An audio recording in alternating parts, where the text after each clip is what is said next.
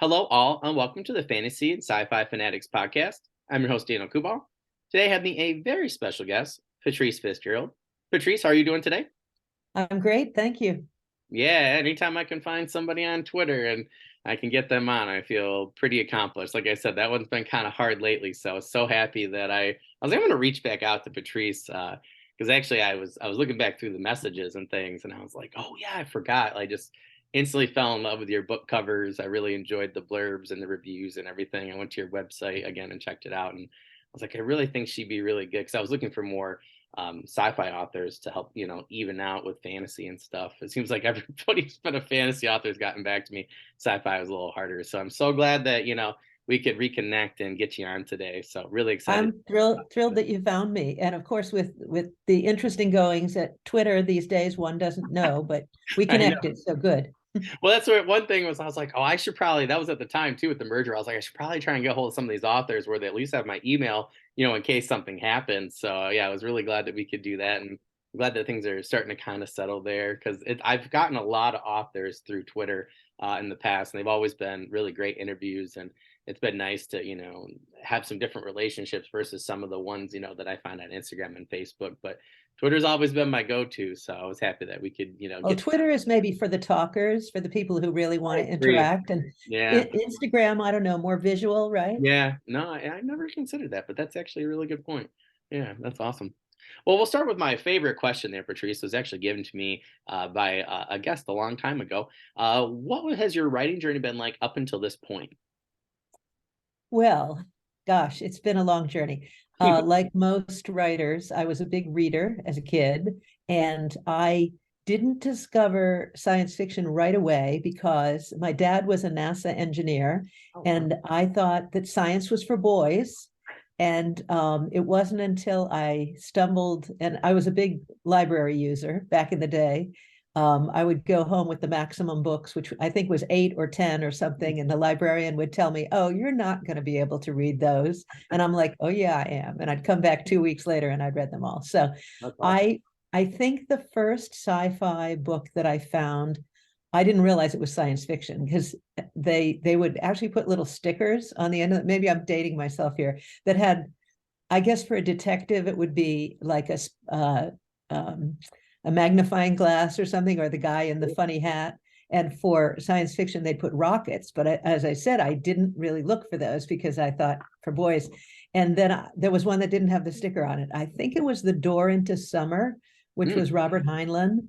And I read that book and I thought, this is great. And it was about time travel. And I think I'm getting the right book, and all kinds of interesting ideas. And so I started reading everything that he wrote. And of course, he did have these juveniles, as they called them. And at the time, I was a juvenile, so I really ate them up. And that was the beginning. And then some of the very well known older sci-fi writers, Arthur C. Clarke and Isaac Asimov, etc. Um, so that's what really pulled me into it. And what I love about it is it's limitless. You create the world, you create the characters, you can come up with things that don't exist now and probably will never exist. yeah, But the sky's the limit, literally. yeah. And that's what's cool about it for me. So that was the beginning of my writing journey in terms of science fiction. Mm. I definitely agree with you. Science fiction was where I started. I was a huge Star Wars fan, and oh my gosh, there were so many. I remember the same thing with the library. There were so many science fiction books, and I think my grandfather and I really sat there with science fiction theater. Grew up watching Buck Rogers, the original Battlestar Galactica. I mean, I never That's realized. going back a ways. Buck Yeah, Rogers. yeah, him and we would just, and he was a big movie buff, so we went to so many different movies. I mean, it was, yeah. I just was talking to another sci-fi author private the other day, and he's like, "Why do you like sci-fi so much?" I'm like, "Well, I really think it's my grandfather. Like that's what we did, and like we watched movies together. He took me to the movies like all the time. I can go on to Disney Plus, be like, I saw that in theater, and that's what we did. But yeah, I credit him because he really got me, really interested, in the characters, the stories, things like that. And then once I watched Star Wars, it was all over, and that's when I started to read. And once I had a great librarian. She was actually a librarian at my school for the public library too, and so I had her at school, and she'd hand me things. Oh, I go there, she'd hand me things, and my mom actually just saw her recently. She goes, "My son's about to publish his novels next year, and he oh, wanted to tell you, like, thank you for giving him so many great books." So yeah, so I wow. got the What a feeling. great connection. Yeah, it's great. I love sci-fi. So for me, sci-fi is I love fantasy. I think I'm better at writing fantasy. I think it's because I haven't read as even I'm trying to get caught up in my life. I still think I don't think I've read nearly as much fantasy as sci-fi. But yeah, there's just something about sci-fi that for me feels nostalgic, even though it's about a lot of times about the future The or future. technology. So yeah, it's interesting. Interesting that, yeah. Well, if when you talk about Star Trek, are you talking about the original series that you've watched Oh, that? yeah, we watched oh man, for Star Trek. I don't know if there's a Star Trek that we didn't watch because we watched the original. Um, we watched Enterprise. I think we watched all the way up until ooh, trying to think now. I can't remember because he passed away when I was 10. So I watched after that too, because that was like a thing that we used to do, and that was pretty comforting for me. And then yeah, so I think I watched up. Oh, I'm trying to think of who. It was the guy. I wonder why I'm blanking right now. The guy that played in Quantum Leap, the main character. Oh, I can see him. I Yeah, couldn't tell you his yeah. name. Whichever one that he was, Right. it was right around the same time as Andromeda, so I kind of got with Kevin Sorbo, so I kind of got sucked into that. But Hmm. Farscape actually just is now on Right. Roku channel for free, and I'm going back to that one. We used to watch Sliders, like anything on Sci-Fi, we used to watch. I mean, and now it's nice because all those shows are coming onto the Roku channel, and I think they're like, oh, who's gonna watch this 20, 30-year-old show? Some of our 40, 50. I'm like, I'll do it, because Yeah. that's my sci-fi. Well, people obviously do. I mean, because Yeah, they're yeah. showing them. Uh, So, and yeah, it is very cool to see that original stuff. And yeah. when I think about when I think about sci-fi getting into the movies, I Mm. guess Star Wars is the big one, right? And then it was catapulted into the popular culture as and I could think about not science fiction, but the Indiana Jones movies with Oh yeah, yeah, um Harrison Ford, of course, and yeah, how that was sort of the Western in space, as they used to call Star Wars, these adventure stories that were set in space. And that has carried over to people reading sci-fi, but they've been reading sci-fi forever. That goes back yeah. decades and decades. Well, then I got to college, I had some professors that for history in particular, which it was like it's just history, but like it was cool because they would hand me books and stuff. They'd be like titles. They're like, hey, they're like, oh, you like this? This is where this person came up with this idea. And I think that really helped me out in particular because when I first went to college, I wanted to be an illustrator, and I really wanted to Interesting. I wanted to work on Star Wars so badly. Um, Okay. yeah, so for writing and I wanted to do my everything for them. Yeah, so it was a very interesting time. But yeah, I was given I read a lot of H.G. Wells, Ray Mm. Bradbury, who I absolutely love. The Painted Man, I still have not finished. I have a great copy that someone's given me. I've I don't know. I've been saving that one because there's not You much mean The available. Illustrated Or sorry, Man? the Illustrated Man. Yeah, Yeah, I sorry. was going to say, I just if there's a I used to Painted watch the Man, I didn't catch theater, that one. So, the what was it, the Ray Bradbury Theater? That's not right. what it's called. So we used to watch that with my grandpa. So I think that the Illustrated Man's the only one of his I believe that I have not read. So I've been saving that one because once you're done with an author, you're done with an author. Especially if they Right. haven't written anything. So yeah, but yeah, science fiction has always been an interest for me and will definitely always be. I'm working with a couple of sci-fi authors now to try and get some of my ideas down a little bit more. I started to realize that, well, we had quite a few people on recently where, we've discussed, just like you just said, there's just, the sky's the limit. You can literally do anything you want. You could do a Firefly or you could do an Alien or you could do a Back to the Future, and I think Right. that's what's cool about fantasy and sci-fi is there's so many different, niches and genres and even within Yeah. the genre, and yeah, we're talking about military sci-fi a while back, and it's like even military sci-fi now, has all these, Subgenres. Yeah. yeah, Yeah. yeah, it's You pretty can pretty cool. much take any story you want. I mean, some Yeah, are less common than others. There's not a whole lot of romance in sci-fi, but you can certainly do it. And yes, aliens and military and however you want to spin it, because um, it's up to you to yeah, create it with no limits at all. You yeah, yeah, don't have to have gravity. You don't, yeah, time can be different. You can take the most basic tenets of our universe and turn them upside down, yeah, yeah. Well, change that's what's them. fun, Yeah. right? You can be like, oh, this planet, I had a friend ask me that recently. I goes, well, like for a short story and for an anthology I was gonna try and submit for this year, and he's like, well, that doesn't work. And I'm like, well, you're thinking of the physics of our planet. I'm like, this could totally be a different universe. I said, that's what's fun about sci-fi. I said, why write about the physics of this universe? I said I think it'd be more fun doing this with this story. And he's like, oh, actually, that's a really good point. I'm like, I know. I'm like, and so he's always teasing me. He's like, "What if your kid only reads fiction?" I'm like, don't you wish that on this household?" I'm like, I have all this fantasy and sci-fi stuff. My wife's always teasing me. She goes, "What if it's for naught?" I was like, I don't know. I was like, even if there's a little bit of horror or something or supernatural or something in the books that they read, I'm like, I'm okay. My nephew is the same thing, and we just got him all into Spider-Man and Batman, and just different things. And I was teasing my brother. I said, "That's sci-fi." But I he's was starting to come back and be like, "Oh, I really did enjoy that." So it's fun. The inner kid in him, the inner sci-fi and fantasy fans, superhero fans, coming back out. So it's fun to see that. But I just read recently. Is it Hail Mary Project or Project Hail Mary? Anyway, it's the Andy Weir, the yeah, third of his books, which I enjoyed a whole lot. It's quite different from The Martian, and I didn't read the middle one, Artemis, I want to say, or something like that. I'm not. the crazy thing is I see the cover in my head, and I Yeah, always I forget. don't think it's Artemis. I think it's something else, but something like that. It's a one word.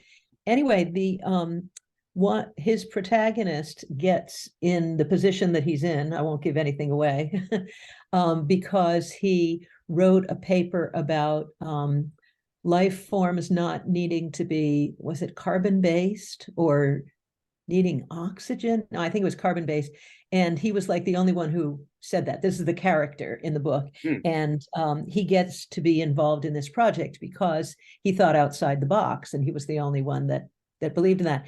And I used to read about certain things being critical for life, and so we believe. But I was always skeptical about that. Well, how do we know? Yeah, yeah, That things have to be, even the most basic ideas of what is compatible with life might be different on yeah, other planets, in other yeah. Look at other our solar oceans. systems. So, yeah. Yeah. Anyway.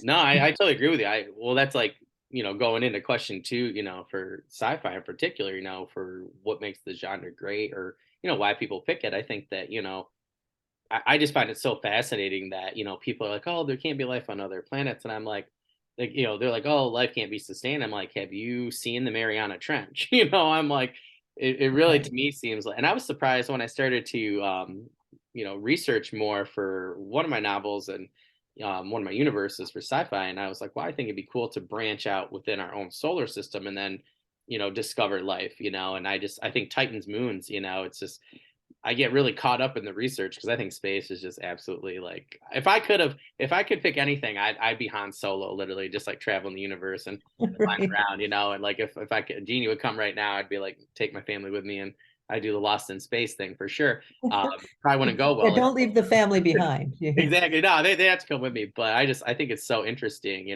like there's just like, there's just so many things that I want to know. And I think the only way that you can really know as a writer is, to write those stories. And I think that's what makes, sci-fi so great. I just think, like Larry Niven, with Mm. Ringworld, I mean, there were so many things in that where I was just like, oh my gosh, like it blew my mind, and to, discuss different things like that with different scientists over the years. I'm like, well, what do you think about this and that? And to kind of see some of the technology, from even like Back to the Future, where there's a few things where, I didn't think were, was going to be possible back then, like as a kid and stuff. And now to see some of those things, come into fruition. And I think Well, it's and a lot of things that are written in sci-fi end up being invented or conceived of because yeah, of that. that cultural Um, fusion. Yeah, yeah, and it's amazing. Just, I mean, in my lifetime, the way things have changed and the way we live our life now, even compared to 20 years ago, 30 years ago, how yeah, yeah, it, things that were unimaginable are now possible, and so no doubt that will continue to happen in the future, yeah, and that is what's exciting about it. And the fact that you can take any story that you want and put it in another setting and make it not necessarily futuristic. I mean, sci-fi can include time travel backward yeah. too, That's true. Yeah, and certainly different physical places, but um, things that, as far as we know, don't exist but could exist. yeah, yeah. So Well, look at the new oh my gosh, speaking of Star Wars, the guy that played Darth Revan, Adam Brody, not one of them. But anyway, so he's that actor, he's playing in a new sci-fi movie, and that's where like futuristic humans from another universe or whatever crash land here, and it's like oh, 65 million years ago. I think it's called 65, and I'm like, it looks really great. I'm like, there's I've sci-fi heard of that. for Yeah, you. I Yeah, haven't the seen trailer any. just dropped 2 days ago. I mean, it looks. I'll have Okay, to send it to you here after we're done. It looks really good, and I'm like, I never would have thought of that. I'm like, that just sounds like a terrific story. And I hope that right. somebody, does something after the movie. There's certain ideas that they come up with movies. I'm like, and then nobody does anything with them. And I think that's what's cool about, independent authors, for sci-fi or just authors in general. You're like, well, I didn't like that they left that, story there. I really like that world. And then, to do something else and then maybe combine that idea with something else. To continue the story, if you will, I think is what's really cool about, like Predator. Like I really I want to write a graphic novel or a book. I really just want to write a book about the Predators. Like I want to know more about their culture. Like I want to know more about them. I think they're some of the coolest, beings in sci-fi, and people always pit them against aliens or humans, but I'm like, I just want to know more about them and their, That, yeah, yeah, yeah. yeah, I just started, I'm late to the party, but I just started watching White Lotus. And I mm, was thinking of how I'm in the first season, so it's in Hawaii, but the second season I understand is in Italy. And what if you did that in space? A group of people that are, some of them sort of wacky and they have their different challenges, and they're there either for a vacation or for a little therapy. yeah, yeah. And you could combine that with the situation that they're in and the challenges that they face out there, which would be interesting. That'd be So cool. there's another thought. So Yeah, many books, so yeah, little yeah. time to write them all. Oh, I know that feel. That's why I'm trying to get more efficient. Trying. One of these days I will. Well, we'll go with that third one there, Patrice. Speaking of stories, so I'm really curious, what are your Beyond the Stars anthologies about, and how did you come up with these ideas? Well, it started when I had a little group of all women sci-fi friends. Um, they didn't actually all write sci-fi, and we decided to put out an anthology, and that was actually the very first one, which is related to my anthologies. That was called Dark Beyond the Stars, Hmm, and I'm trying to remember when that came out. I want to say 2014, 13, okay. 14, something like that. And it's a collection of short stories, and they are sci-fi. um, yeah, maybe one of them is kind of sci-fi fantasy slash. Um, but it was just fun, just a group of friends who decided to put it out. And interestingly, because it was a little while ago, somebody wrote a review, a guy from England, who I think he was just trying to be provocative. I'm sure he was. He was a writer himself. And he just said a couple of lines saying that, it's clear women can't write sci-fi. This is terrible. Yeah, And that created quite a response. They've taken the comments down now, because it used to be you could respond to yeah, reviews, yeah. and there were like 200 responses. I mean, John Scalzi chimed in, Oh wow. and Hugh Howey, and a couple of other well-known writers saying, of course, women can write sci-fi. And people talked about um, Frankenstein maybe being the first sci-fi story, which was Yeah. written by a woman and perhaps invented by women. Anyway, so that we were sort of off and running. And that one was produced by somebody else. It's interesting because it was all women doing everything except the guy who officially published it. Hmm. And then I decided to continue the series, but I called it Beyond the Stars instead of Dark Beyond the Stars. It's Beyond the Stars. And in fact, so there are 8 Beyond the Stars out now. This is the latest one. I don't know if you can see the whole Oh, title. yeah, it looks incredible. Across the Universe. Yeah, and this is, I was telling you before that the illustrator or the cover artist is Julie Dillon, who's a 3-time Hugo winner for her art, and she's amazing. I've only worked with her, and she just makes it such a pleasure, and comes up with something new every time. What's cool is that she says, she gives me like 3 sketches, very, very loose sketches. You know, what do you think of this kind of structure? And I pick one of the 3, and then she goes and she fills it in. This is the second to last one, Beyond the Stars. I love that. You know, I don't know why The I didn't Infinite connect that. Expanse. I don't know why I haven't connected that that's you. I saved that one. Somebody shared that on Instagram. I just love that character. That's such a great cover. Yeah, aren't they beautiful? I must I have don't missed have that them one when I all. was looking you up. Yeah, because that's one where I was like, oh, And this is best of. This might be, I don't know. I used to say this was my favorite, but right now I'm not sure because there's such competition. And it's that's another hard. Julie Dillon. Kind of, they're a little fuzzy on the screen here, but they're gorgeous in person. And one of the things that we do that I think the authors appreciate is we put all the names on the cover. So that's kind of nice. There's anything between 10 and I think the best of has maybe 16 authors in it, Oh, wow. short stories. And they range from, I think the minimum is 2,000 words, and the longest, when we went a little longer, was like 8,000. Hmm. But such great stories. I love the short story format, and it's amazing what you can do. I've written short stories myself. I usually have a short story in each of them, but not all of them. And I've written novels, and there's something kind of magical about a short story. It forces you to be efficient. You need to have just the right subject matter that you can tell in that, 5,000-ish, 4,000-ish words, and no more.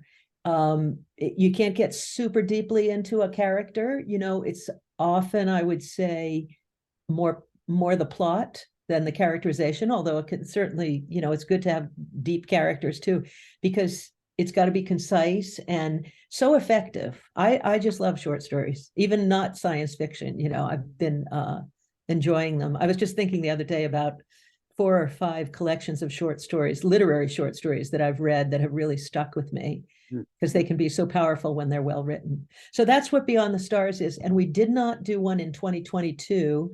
The pandemic, maybe you've heard about the pandemic.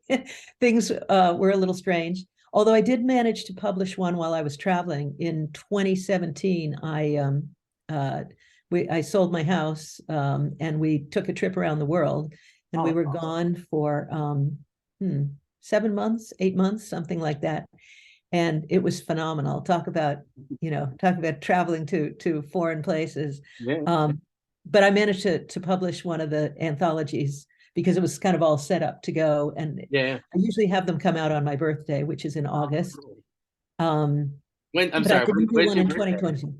Yes, I'm sorry. When's your birthday? Because I'm an Oh, we'll August see. baby. Oh, well, I can't tell you because it's one of those security questions. No, I'm kidding. Is it Let's say around the 28th? Yes, it is in fact 4 days before the 28th. So do the math. Oh, cool. That's And awesome. probably the same year, right? Yeah, definitely. My co-teacher says all the time. I always tease him because he looks around my age, and I think he's about 13 years older than me. So I always tease him. I'm like, I'm getting old. The kids are like, well, he's older. I'm like, not only by a few years. He's like, yeah. What he said, like. We'll see how you feel when with the new baby. That'll I think I was gonna put 13 years on me real quick. So a few gray hairs there, right? yeah, definitely. We're gonna do a second interview next year, the spring, and 6 months from now, and you'd be like, "Is that Dan?" That's right. That's right. That's cool. Well, that's cool that you release those, around, in your birthday month or your birthday. That's really It neat. always gives me, it's a lot of work beforehand, but it gives me something to look forward to. So I missed it in 2022. I was like, oh, Yeah, it's yeah. my birthday and no book. Awesome. So probably I'll do one in 2023. Okay. But I have to kind of get started because you know how it is with something like this. You put out your feelers for people, and then they have to submit, and then we review the stories. And my husband is in business with me, so we do that Oh, cool. together. And yeah, and he's an editor too, so Oh, that's cool. nice to have that team together. And it's great fun. And in fact, I don't know if I'm jumping ahead in your your question list, but Oh, go right ahead. it was my that was how I found my co-author, Jack Oh, Lister, who's from cool. Australia.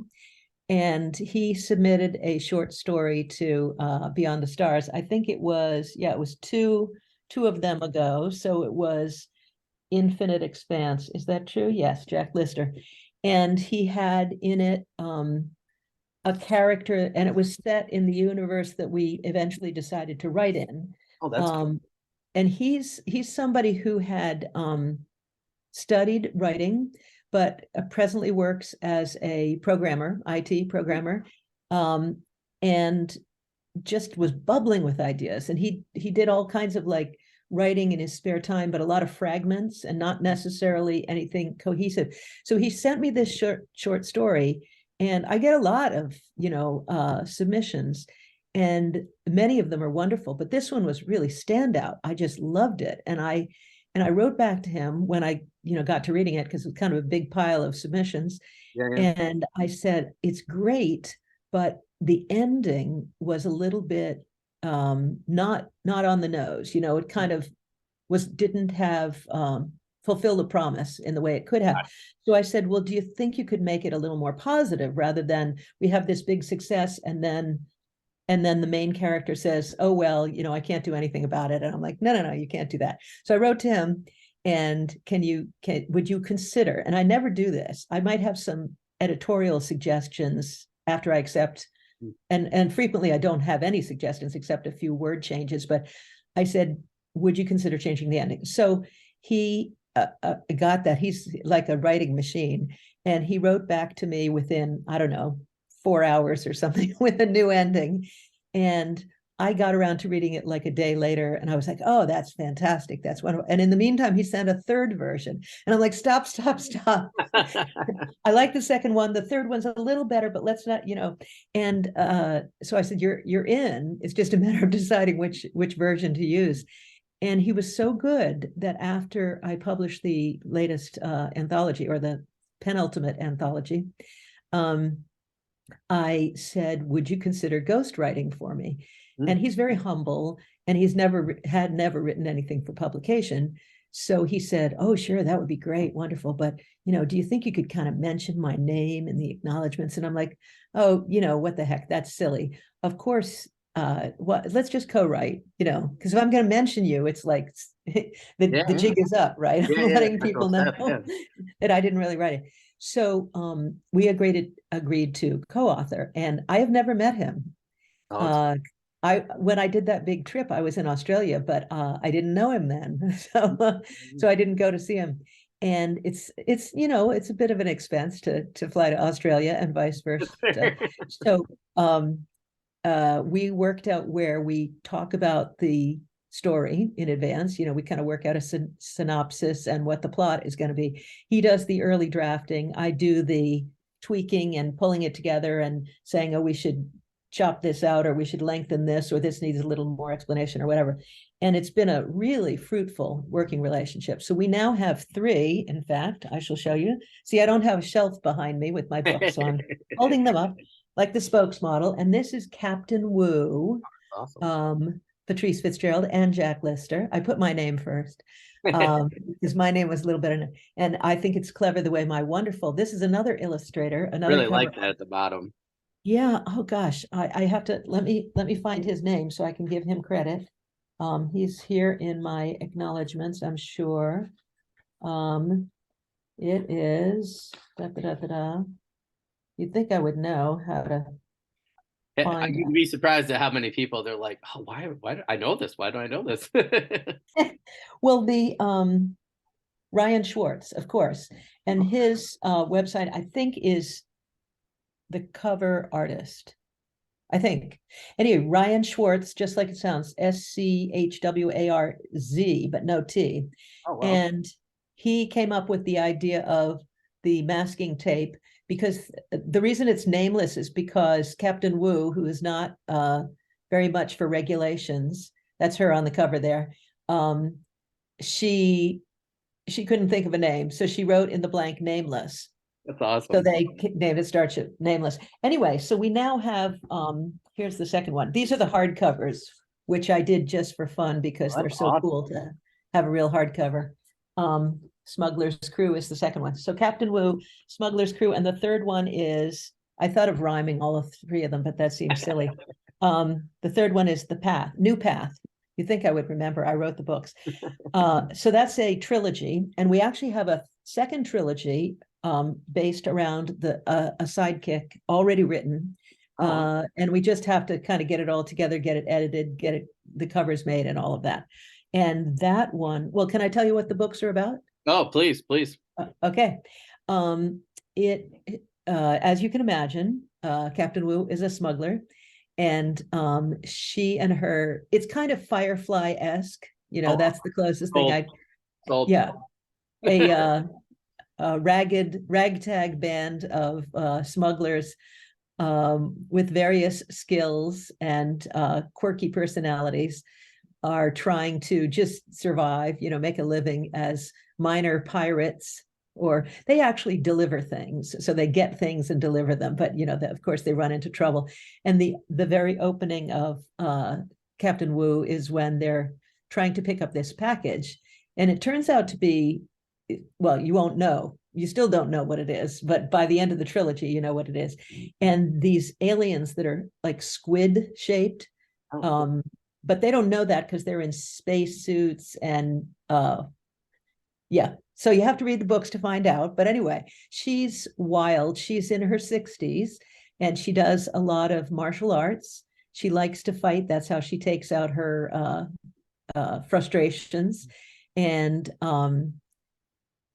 she's not your typical grandmother. She is a grandmother, actually.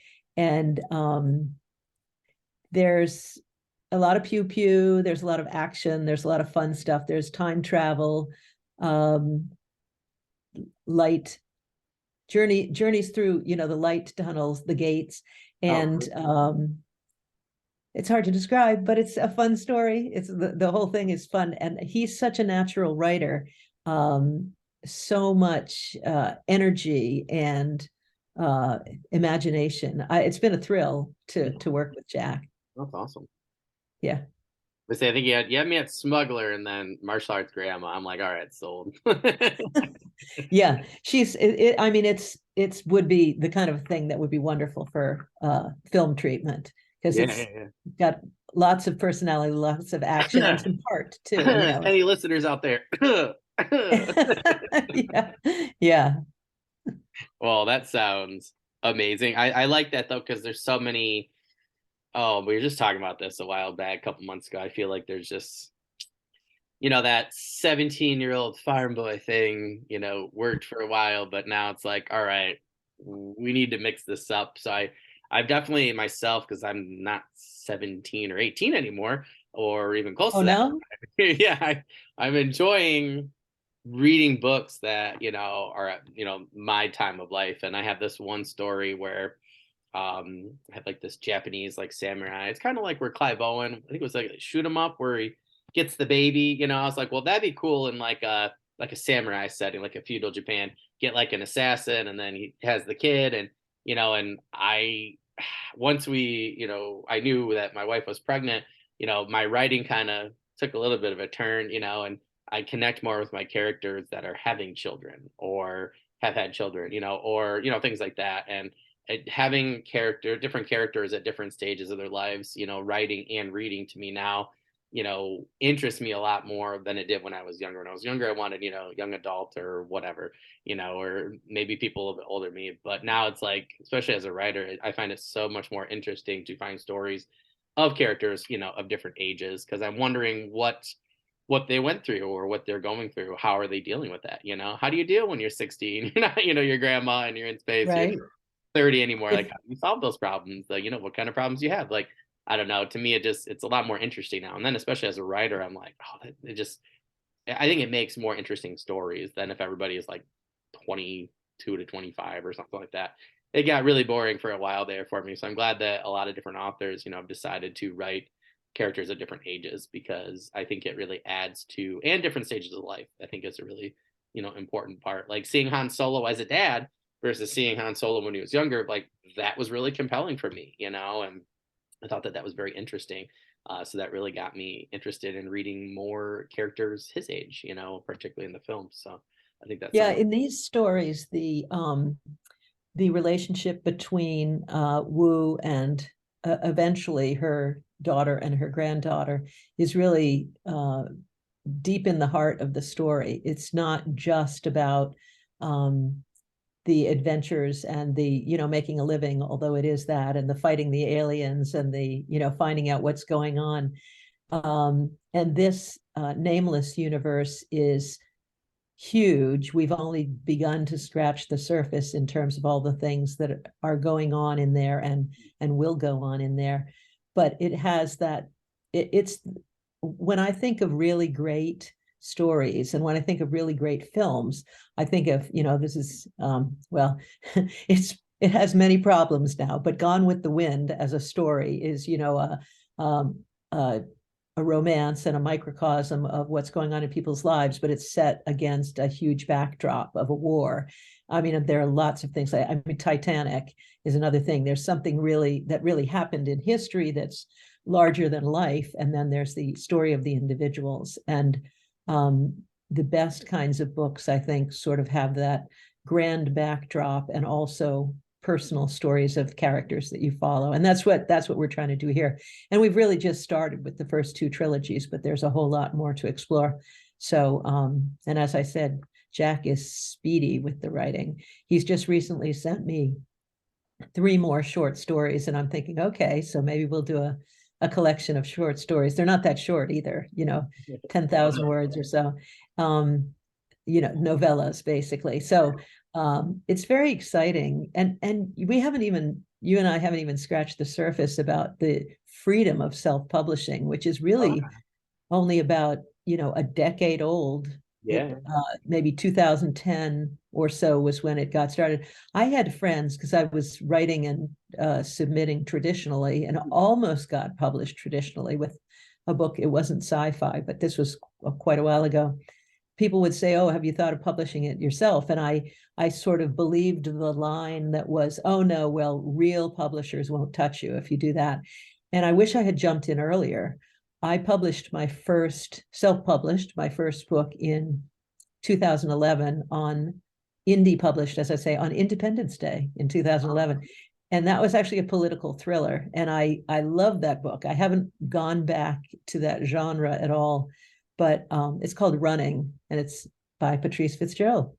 And it's very, it was when we thought we would soon have a woman president. And this is about two women. Both of the two major parties had nominated women vying against each other for the presidency. Anyway, has nothing to do with science fiction, but if I had known better, I would have jumped in earlier, 2010 or so, and just gotten a lot of different writing going on in the same genre. Skipping around with genres is a lot of fun for the writer, but not as great for the Yeah. selling machine. Yeah. Sticking with the same thing is better. So but anyway, so I brought that up because self-publishing is pretty new, but it gives us this incredible freedom to do whatever we want. Nobody says, oh, that's not going to sell. I mean, you can tell yourself it's not going to sell, but you can write it anyway, publish it anyway, and maybe people will find it,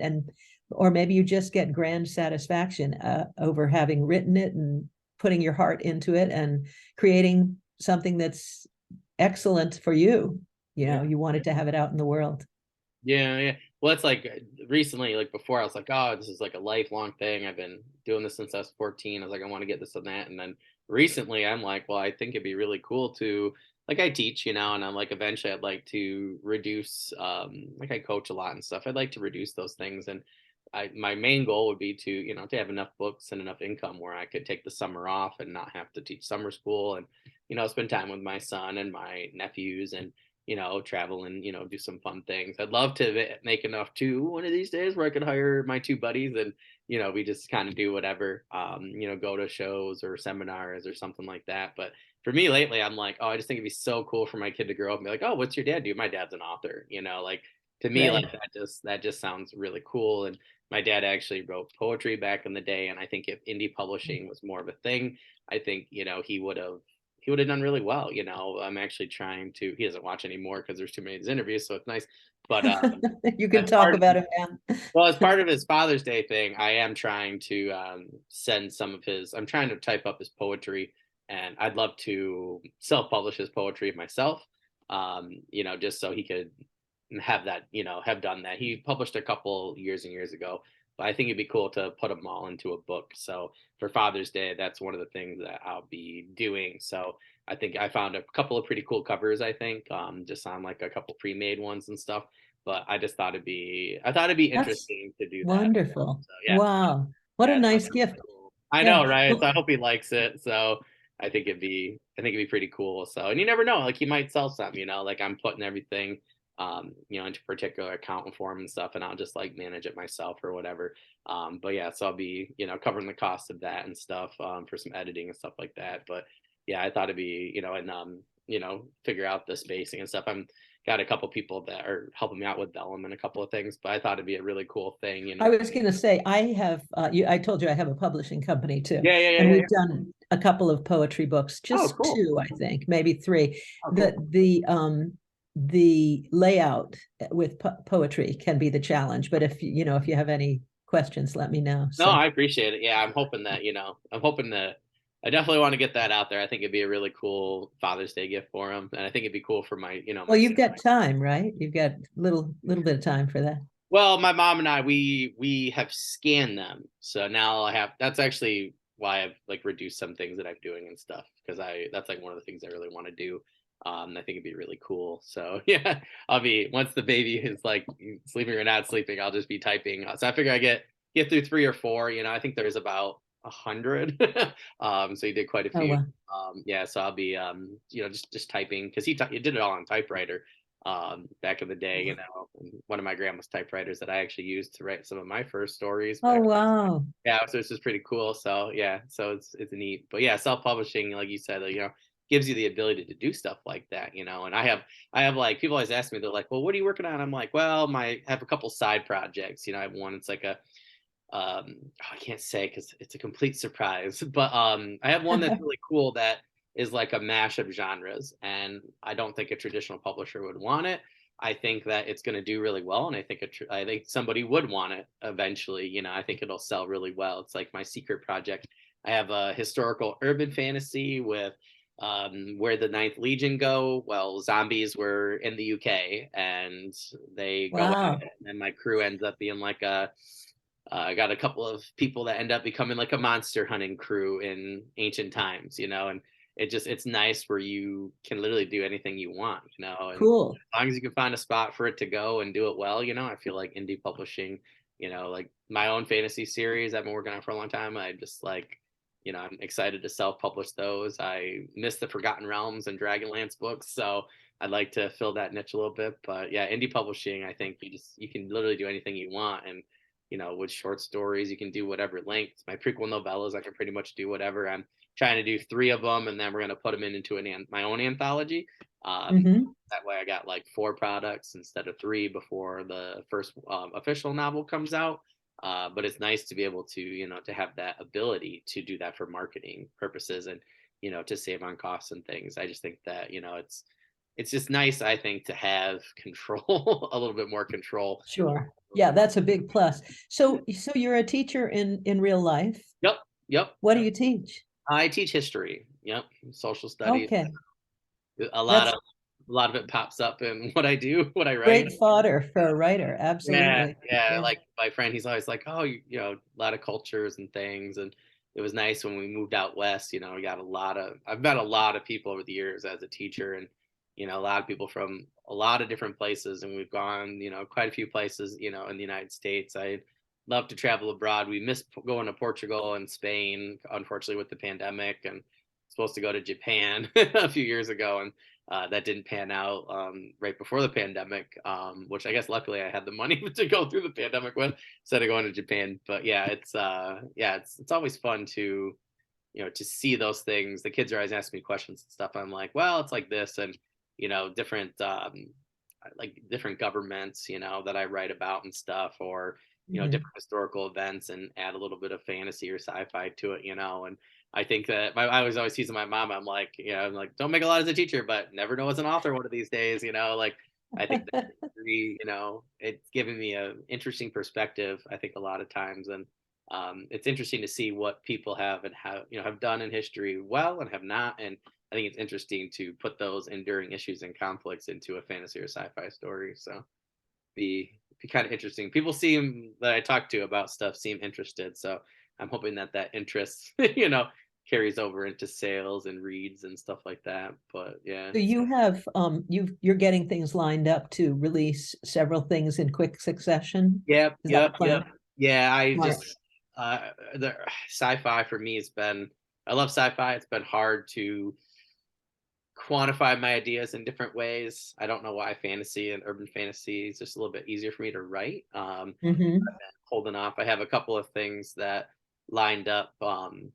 Like the first like 6 months of Kindle Vella. I have like three different series. Two are fantasy, and then I'm working on a sci-fi one. It's funny you mentioned fire. Wow. I got like a mining crew that Uh-huh. gets into a lot of trouble in space. Because I was like, well, take something that is realistic that we'll need in the future, and they go to different, asteroids or planets or moons, Mhm. and mine. And I think it's interesting to pit them up against different things. And I'm always wondering, like, it's great that Han Solo and these guys are doing stuff, but what about the everyday person? Like what kind of Yeah. struggles, Get does it have to go a through? regular job. Yeah, Yeah, yeah. yeah, yeah. So I was teasing oh a couple of people on Twitter where they're writing like cozy fantasy. I said, I'm gonna write cozy sci-fi.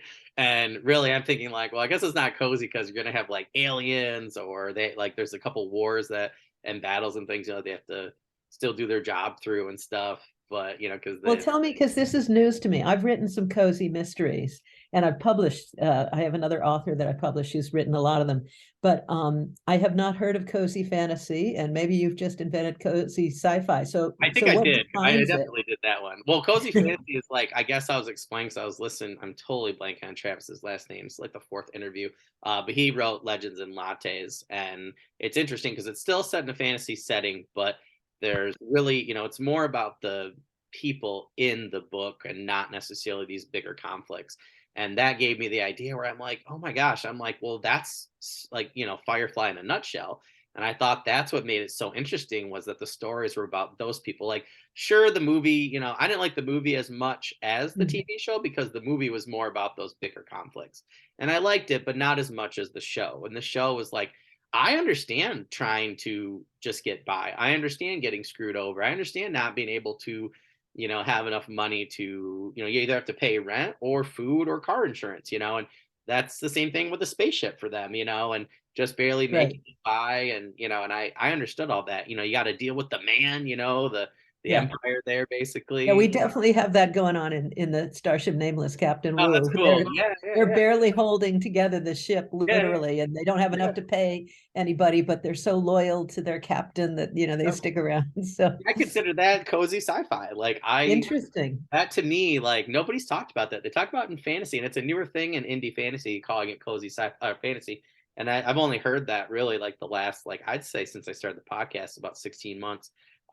But yeah, I can there's stories where I'm like, oh, well, that's like cozy sci-fi. Then there's sci-fi stories that I've read, that have been like that, So and I think you just invented it. You coined the term. There you go. well, you know what? I like to invent new genres and things on here, so we'll count that as another one. We'll add it to the t-shirt pile, as we always say. We're collected t-shirt. So, but we'll go with that fifth one there. When it comes to your worlds or your world building, I was curious at what steps you take in order to make your world feel more unique or Well, world. that's yeah, lots of different worlds.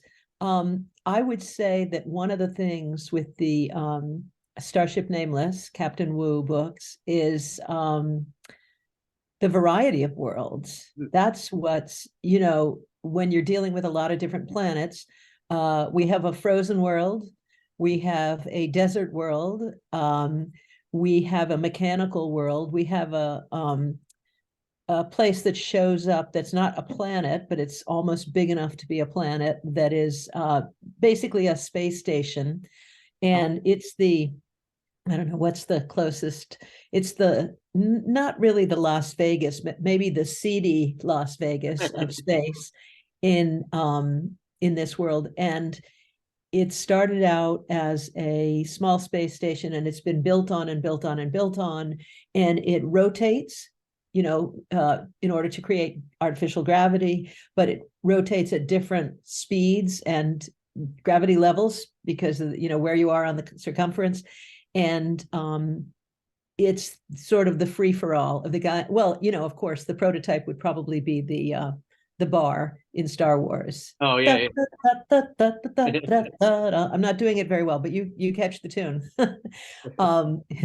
And so there's gambling and there's fighting and there's strip joints and you can buy anything there, and it's sort of extra legal, nobody's really watching very carefully. So the different worlds, I would say, is what makes it particularly interesting and makes it compelling, because you can create everything and anything in one book, or certainly in one series.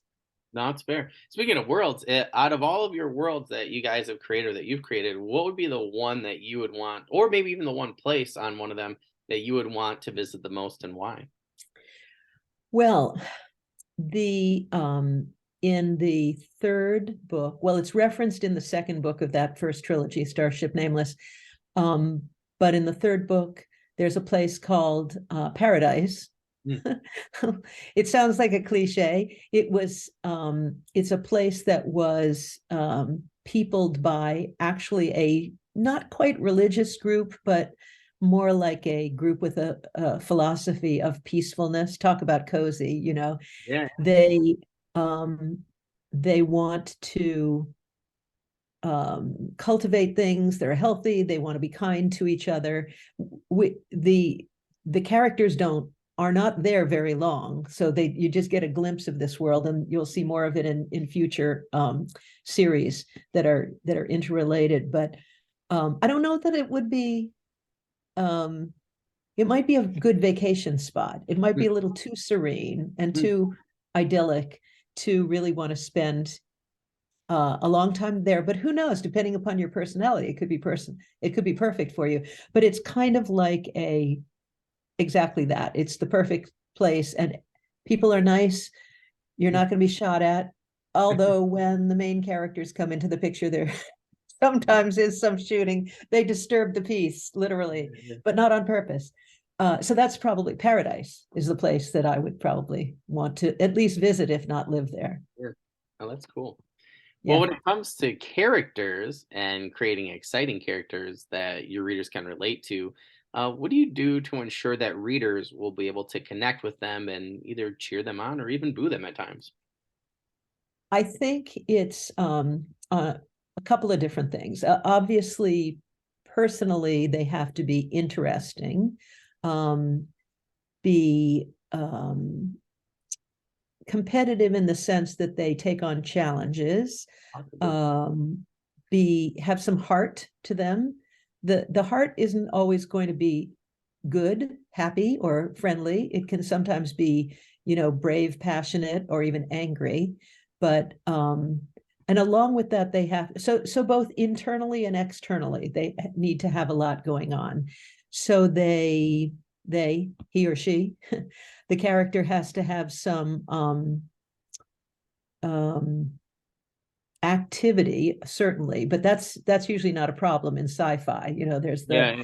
there's the battles and the aliens and the new worlds, the first encounters, but in along with those kinds of externalities, there's got to be some internal stuff, some heart, and even some moral to the story. In the case of Captain Wu and her granddaughter in particular, there's this generational bond where the granddaughter wants to be like her grandmother, and Captain Wu, whom you don't really think of as a grandmother because she's so kick-ass. Oh, sorry, is that all right to say? Yeah, you're fine. We put a, what do you call it? We put a rating on You everything. can you can bleep it. It's a pretty tame word. I could say worse, but I won't. But she so the granddaughter wants to be kind of like Captain Wu, but Wu is like, honey, you don't want to do that. This is not a stable life. I want you to be happy. I want you to be safe. Because she's getting, you know, in danger all the time. She almost gets killed several times. So and that's sort of the moral thread that goes through the whole series. So there's not a lot of is there romance in it? No, there's no romance in the first trilogy, but I think there's going to be romance in the second trilogy. But it's hard to have time for that, you know, when you Yeah. have action space opera. It's not that they don't care or they don't have desires, excuse me, but they don't have time. Yeah. They're busy being shot at or, you know, racing from one planet to the other. So, but I try to put it all in there. That's what makes, you know, just like real people, that's what makes them interesting. Oh, that's a great answer. I like how you said that internal and externally have a lot going on. I think that that makes a lot of sense, and I think that's a Yeah. good way to describe it. Because if they have just, they're just have, I think that's some of the problem in the past with certain sci-fi was like there was a lot going on with characters externally, but internally it's like, okay, how many golden haired like guys do you have in space shooting things up and without a real problem or care in the You, world, you other want to you want to care about them. And if yeah, you yeah, don't care about them and it's just a body count or a, you know, rocket ships launched and destroyed yep, count. yeah, So, but that's not easy really to weave all of that in. So yeah, it takes cool. some doing as a writer. Yeah, yeah, for sure. Well, that was a great answer. How about this one? I'm interested because we talked about this before we started recording, and it's been an interesting one to ask authors. If you could have any skill or magical power from one of your characters, what would it be and why? Oh, well, there's a lot of different characters in well, and I could include in my anthologies, there are millions of characters. There is a story about a living spaceship, Oh, that's cool. and I don't want to be a living spaceship, but there's a person that is responsible for the care and feeding sort Oh, of the spaceship because it's organic, yeah, yeah. and that character is very now people are going to have to read all 8 volumes and search through to find this story. Darn it. Here's a hint: it's the first story in one of the anthologies, and I think it's the 3 anthologies ago, but I'm not sure. So this is Beyond the Stars, and I just think that that is a really interesting symbiotic relationship because this is a human, and she's the ship's doctor, and but it doesn't mean the doctor to the people or the, you know, whoever creatures on the ship. She is the doctor to the ship, and she's responsible for keeping it healthy because in turn the ship obviously provides the structure that the people are traveling in, and also, you know, the air they breathe and the food that they eat and all of this. So, and that becomes sort of the main point in the story. And it's I've gotten the chance to read and to publish a lot of fantastic short stories in the sci-fi genre through this anthology series. And talking about it makes me realize how much I missed doing it in 2022. So I think I'll do one this year because that'll be fun. 2023, that is. And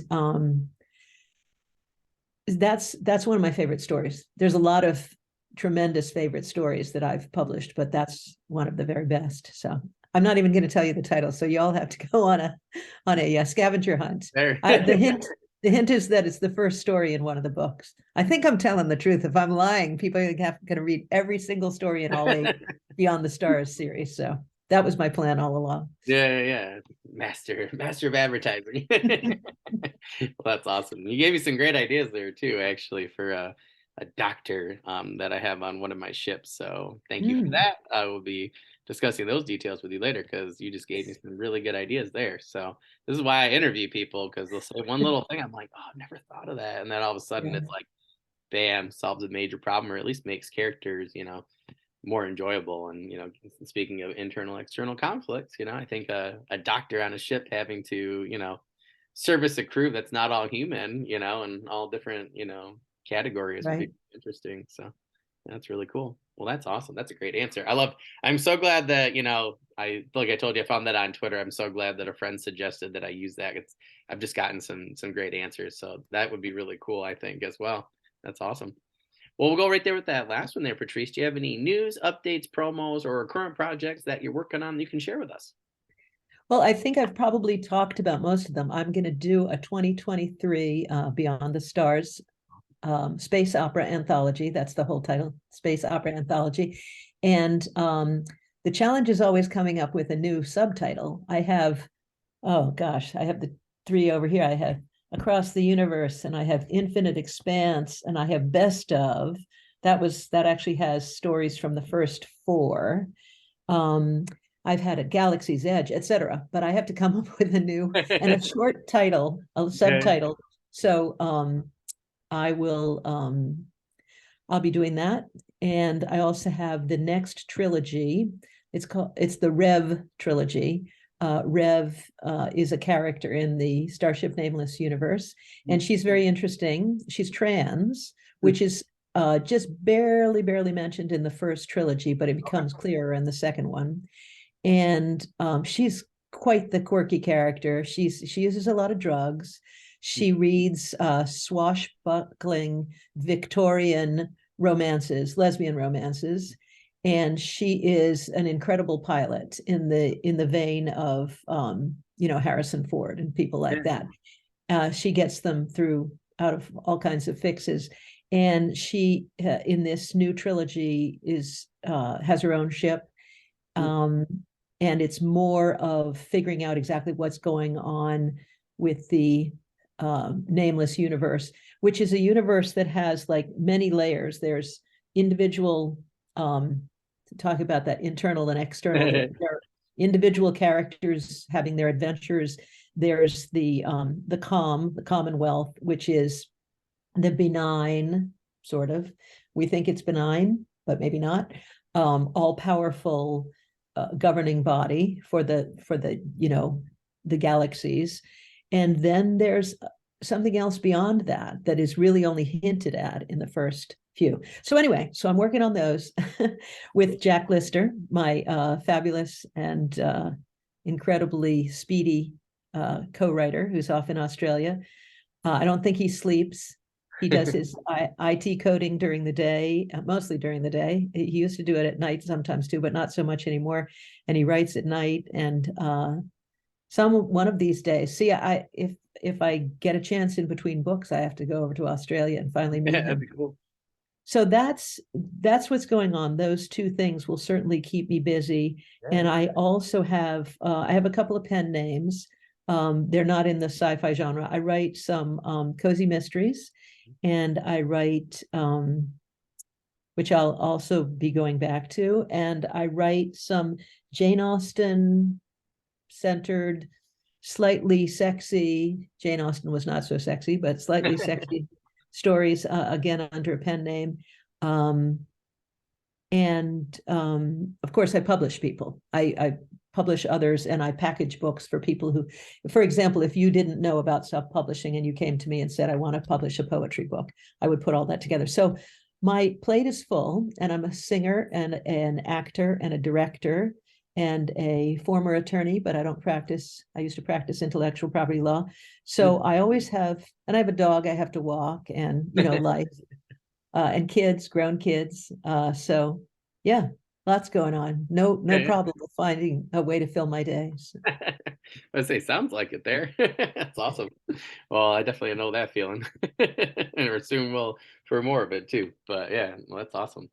Well, I just want to remind the audience that anywhere where you find this video or this audio recording, that you can find Patrice's work in the description. And we really want to run with that season 2 theme of anytime that you are buying a book for an author, reading that book. We really love, particular for Audible too, really whatever people have. If you could, review that product, that's the easiest way for, people such as Please. Patrice and anybody else that we have on, to sell more and then create more. So that's my main thing, is I want all the things. So if you guys could continue to do that for people like Patrice, we'll all be happy and get all the stories and things. But Can I throw one more thing go in? right ahead. Go right ahead. I forgot to mention, and I've been deeply involved with this. The first year they did it, the self-published science fiction competition, which is we call Space Fic for short, SPSFC, which is sort of inspired by Space Bow, science, self-published fantasy, Spiffbo. Oh yeah. Yeah, self-published fantasy competition that has been going on, I think, for 8 or 10 years and is very successful. So last year was the first year for the science fiction one. And Captain Wu, the first book in the first trilogy that I wrote with Jack Lister, won 3rd prize. Oh wow. So we were very excited about that. Very cool. And this year I'm a judge. So I've been very busy reading the entries. We just kind of got through got out of the reading the whole pile of books that came in, quite a lot of books, and getting people into the quarterfinals, and then we're going to semifinals, etc. And that will actually be announced. I'm not sure exactly when it's announced, but spring or summer sometime. And so that has kept me busy. But I want to encourage people to enter their books if you're a writer. It's free. And it's lots of fun, and you get some exposure because people who are doing the judging write reviews and put them sometimes on Amazon and sometimes on their own blogs, etc. And go ahead and check out the books yourself and read them so that it keeps getting more and more people interested, because it's a great thing to put some of these sci-fi books in the spotlight that are self-published. So thanks for letting me get that plug in for them. I Oh don't yeah, get any. that'd be excellent. Yeah, Yeah. that's the one way why that's another way that I find people as well, is through contests like that. So anytime that one of those comes up, I write it down and I'm like hunting every day on there for months. So yeah, that's an awesome plug right there. Well, Patrice, if there's anything, I can do, between now and, the time that this releases in the spring, or, if there's, anything that we can do at all to help you out on any of our social media platforms or anything like that, just, shoot me an email, let me know on Twitter, and I'd be more than happy to share anything or, send things out for you, in any way that I can. But like I said, if there's anything I can do, just let me know, and, I'll get it done for you. So. Thank you so much. That's fabulous. This has been lots of fun, so I Yeah, I had a appreciate it. great time. Yeah, and like I said, too, in the future, I probably failed to mention, but yeah, I'll be sending email for this interview. But in the spring, we'll be shooting stuff for season 3. So if you guys, get closer to something, and you want that out there, we'll be more into the release dates, like closer. This is like I said, far in advance, because of my baby, but we'll be more in the a couple weeks ahead and things like that in the spring. But if you want to come back on, and you'd love to have Jack come on as well, if we can, 3 of us can find a great time, that'd be a really It cool might be interview. one of those 2 in the morning things, Be the baby cool. Be cries, you cool get though. up and Yeah, I'd have a little co-host. So yeah, yeah, oh, nice. yeah, Do you know what you're having? A yeah. We're having a human? boy. Yep. Oh, So nice, yeah, nice. I can already tell he's gonna be a handful, like his uncle, so his cousins. But yeah, we're excited. But yeah, well, Patrice, thank you so much. It was a pleasure. And like I said, I'll be sending you an email, and I look forward to talking to you some more on social media and figuring out what you guys are doing behind the scenes. But other than that, I hope you guys have a great rest of the day. And thank you so Thank much you. for coming on. Thanks. This was really fun. You made it easy. Oh, Thanks a perfect. lot. We tried. We tried.